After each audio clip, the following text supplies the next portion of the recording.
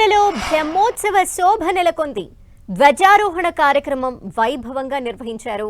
తిరుమలకు చేరుకున్న సీఎం చంద్రబాబు కాసేపట్లో స్వామివారికి ప్రభుత్వం తరపున పట్టు వస్త్రాలు సమర్పించనున్నారు. రాత్రికి తిరుమలలోనే సీఎం చంద్రబాబు బస చేయనున్నారు.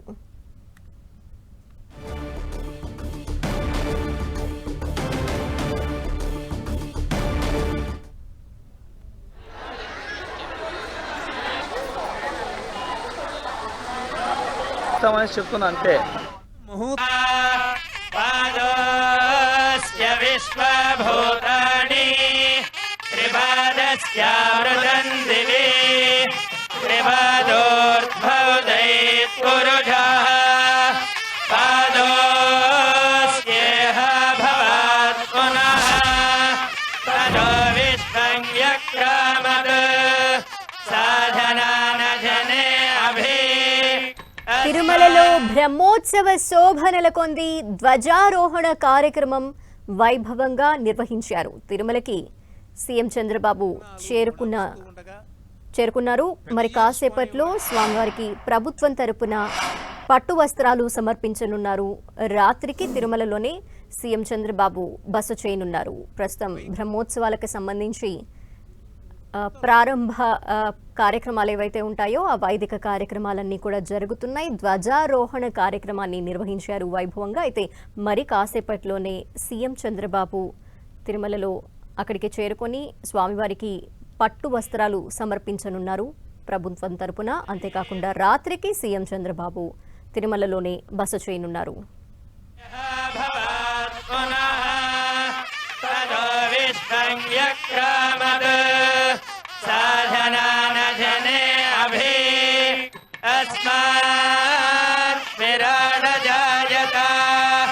అద్భుతమైనటువంటి దివ్యాభరణాలతో వజ్రాలు రత్నాలు ముడావిస్తూ ఉండగా పెదజీర స్వామి వారి శిష్యులు ఏకాంగు అని చెప్పాలంటే ఎన్ని ఆహ్వాన పత్రికలు కావాలి, ఎంతమంది దివ్య పురుషులు కావాలి.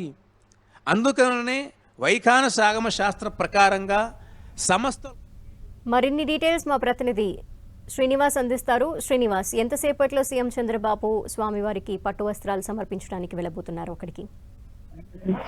ధనలక్ష్మి, మరో 10-15 నిమిషాల్లోనే తిరుమల బేడి ఆంజనేయ స్వామి ఆలయం వద్దకు సీఎం చంద్రబాబు నాయుడు చేరుకుంటారు. అక్కడి నుంచి కూడా ఆయన శ్రీవారి ఆలయానికి పట్టు వస్త్రాలు తీసుకుని వెళ్లి సమర్పిస్తారు.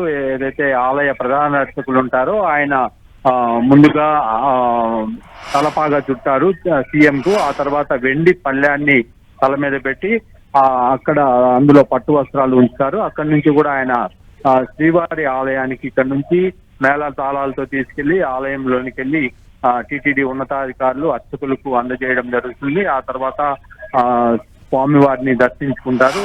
ఇటు నారా చంద్రబాబు నాయుడు దంపతులు స్వామివారిని దర్శించుకొని ఆ తర్వాత వెలుపలకు వచ్చి నేరుగా వాహన మండపం చేరుకుంటారు. అంటే 9 గంటల ప్రాంతంలో వాహన మండపం చేరుకొని అక్కడ పెద్ద శేష వాహనంలో స్వామివారిని దర్శించుకొని ఇక్కడ నుంచి నేరుగా అతిథి గృహానికి చేరుకుంటారు. రాత్రి తిరుమలలోనే బస చేస్తారు. రేపు ఉదయము వకులమాత వంటశాలని ప్రారంభిస్తారు. అంటే 7:30 గంటలకు తిరుమలలో దాదాపు 15 కోట్లతో నిర్మించిన వకులమాత వంటశాల, భారీ వంటశాలను ప్రారంభిస్తారు. ఆ తర్వాత నేరుగా ఆయన పద్మావతి అతిథి గృహం చేరుకొని తిరుగు ప్రయాణం అవుతారు. ఇక్కడ నుంచి విజయవాడకి